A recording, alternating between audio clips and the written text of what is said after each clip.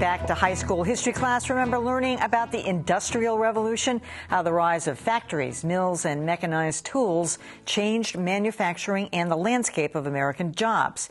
It marked a major turning point in history, and according to my next guest, we're in the midst of another watershed moment. Andrew Mcafee is a principal research scientist at the MIT Center for Digital Business. He studies the way information technology affects business and is co-author of the new book, The Second Machine Age: Work, Progress, and Prosperity in a Time of Brilliant Technologies. Welcome to Greater Boston. Thanks for having me. So this is interesting. You say we have reached a new inflection point in the industrial age, in the machine age. What is that? Because computers have been around for decades and decades. Yeah, we've had them for well over half a century, and the geeks have been promising us things like driverless cars, like the computer on Star Trek that would understand Kirk and answer back to him. All these marvels. And now we finally have them. And a big part of the reason that Eric Brynjolfsson and I wrote the book was to try to understand why now, why this ridiculous progress is taking place these years as opposed to 20 or 30 years ago. So some of this is social interaction, too, the way computers are changing our lives.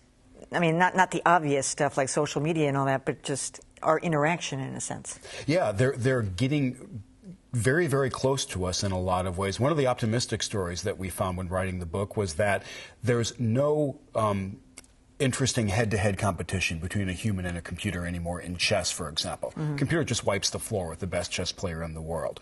Where it gets interesting is if we can have teams of any combination of humans and computers, the right team will murder the best human, the best computer, or a team composed of grandmasters and supercomputers. The right team is pretty good chess players, pretty good computers, but they have to understand what the people are good at versus the machines. That's a pattern for the second machine age. What's the upside of this? Because the first industrial age, the machine age, created thousands and then millions of jobs, and then they morphed into other kinds of jobs when the mill factories shut down. What are the jobs of the future that this is going to create? So you ask about the good news. That's what I'm looking for, yeah. Technological progress. There's a ton of good news here. It's important not to lose sight. The old joke is that technological progress is the only free lunch that economists believe in. So the good news is that the pie, economists like to talk about pie, the pie is getting bigger, a lot bigger, quickly. The challenge that we have is what you bring up, how we're going to distribute that pie. The way we classically distribute the pie for most people, you offer your labor to the economy, and the economy rewards you for it. As digital technologies can do more and more and more, our challenge is, all right, what's the right way to think about the pie and divvying it up? All right, so you brought up driverless cars, the cars that drive themselves. That's something people can really get their heads around. So let's say the highways, 93, I-90 going west. Suddenly it's got a track, and it's hit, when your tires hit the track, it's computerized, it sets at 60 miles an hour, the distance between the cars, everybody's moving on the same. That's jobs, that's infrastructure. It would also change the way you have to build a car.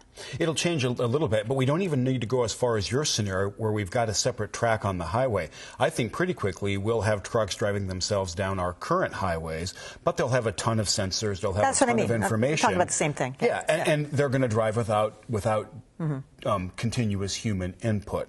Again, that's good news. It allows us to increase our productivity. We'll lower the prices we pay for things. The challenge is there are a lot of people who drive trucks for a living now, and what are the next opportunities going to be for those people? Where is it?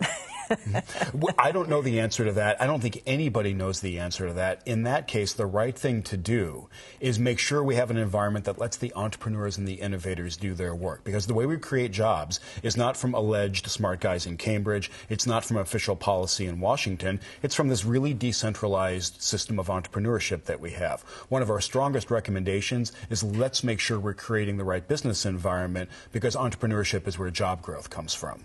All right. Thank you so much for that insight. We appreciate you being with us today. Emily, thanks for having me.